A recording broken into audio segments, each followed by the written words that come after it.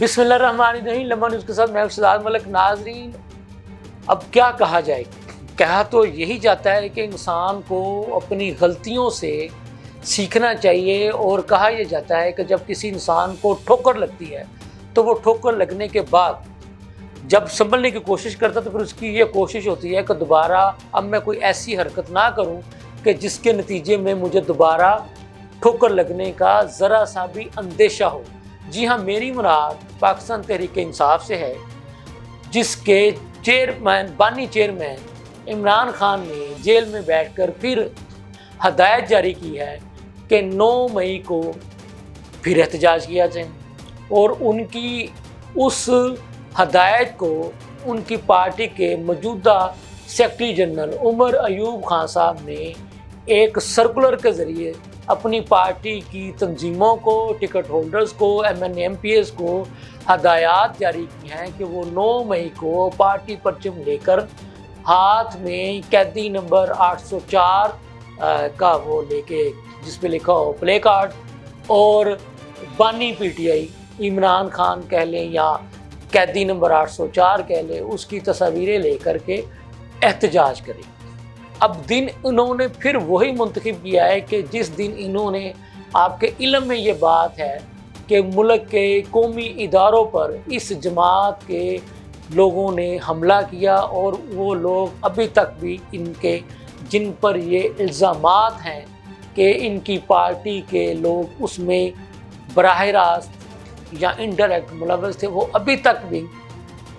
عدالتوں میں اپنے کیسز جو ہیں وہ بھگت رہے ہیں۔ لیکن پھر جیسا کہ میں نے آپ کو پہلے ہی کہا کہ غلطیوں سے سیکھنے کی بجائے اور ایک پرامن جمہوری سیاسی جماعت بننے کی بجائے پھر اسی دن احتجاج کی کال دینا، بے شک انہوں نے اس میں کہا ہے کہ پرامن احتجاج جو ہے وہ کیا جائے۔ مجھے اس بات کی سمجھ نہیں آتی کہ یہ جماعت آخر چاہتی کیا، یہ کیوں نہیں ملک میں پرامن جمہوری ماحول کو آگے بڑھنے دے رہے، کیوں یہ بار بار کوئی نہ کوئی ایسی حرکت کرنے کی کوشش کرتے ہیں کہ جس کے نتیجے میں ہمارے جو ملک کا جو جمہوری نظام ہے اس کو ڈی ریل جو ہے وہ کرنے کا یہ کوئی بھی موقع اپنے ہاتھ سے جانے نہیں دیتے۔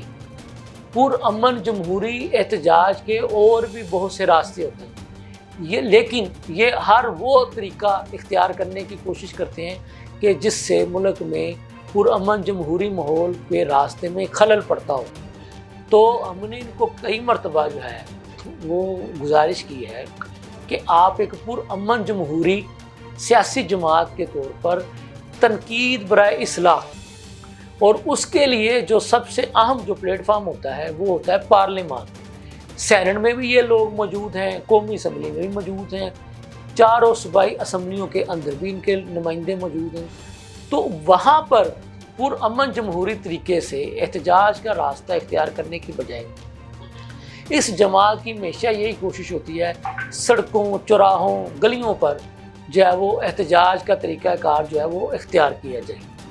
پھر یہ خود اس طرح کی کوشش کرتے ہیں، جب اس احتجاج میں کچھ ہو جاتا ہے تو پھر یہ اس سے صاف مکر جاتے ہیں کہ جی اس میں تو ہمارے لوگ ملوث ہی نہیں تھے، ہمارے احتجاج کی آڑ میں کچھ لوگوں نے یہ کام کیا ہوگا۔ پھر ان کے بیانات اس قسم کے آنے شروع ہو جاتے ہیں۔ تو بات کہنے کی یہ ہے کہ آپ لوگ ایسا موقع ہی کیوں آنے دیتے ہیں آپ کے بقول کہ آپ کے احتجاج کے میں کوئی گھس کر جو ہے وہ آپ کے بقول کوئی اور اس کو جو ہے وہ رنگ دے سکے؟ تو آپ پرامن طریقہ کار جو ہے وہ اختیار کیوں نہیں کرتے؟ دھرنا دینا، سڑکیں چوراہے بند کر دینا، لوگوں کو تنگ کرنا، یہی تو احتجاج نہیں ہوتا نا۔ دنیا کے ممالک میں آپ نے دیکھا ہوگا، امریکہ ہو، لندن ہو، جس کی یہ خود مثالیں دیتے ہیں، وہاں پر وہ ایک خاموشی سے ایک طرف کھڑے ہو جاتے ہیں اور خاموش احتجاج کرتے ہیں، اور ان کا وہ خاموش احتجاج بھی حکام بالا تک پہنچتا ہے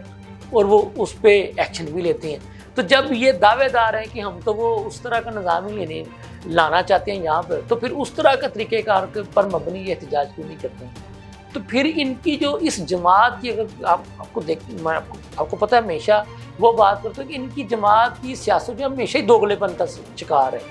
پھر یہ کرتے ہیں، پھر مکر جاتے ہیں، پھر یو ٹرن لینا، اس پہ فخر کرنا وہ بھی اسی جماعت کے ایک واحد جماعت کا وتیرہ ہے. حالانکہ یو ٹرن لینا کوئی اچھی بات تو نہیں ہے نا،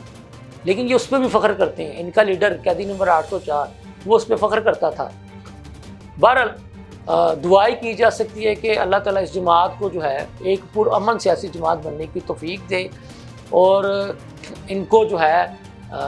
اس بات کی بھی عقل آ جائے کہ یہ اپنے ملک کے خلاف سازشیں کرنا چھوڑ دیں، ملک کے خلاف سیاسی سیاست کرنا چھوڑ دیں، منفی سیاست کرنا چھوڑ دیں، پارلیمان کے اندر رہ کر اللہ تعالیٰ ان کو سیاست کرنے کی پرامن تنقید برائے اصلاح والی سیاست کرنے کی توفیق دے. اس کے ساتھ ہی مجھے اجازت دیجیے. اللہ حافظ.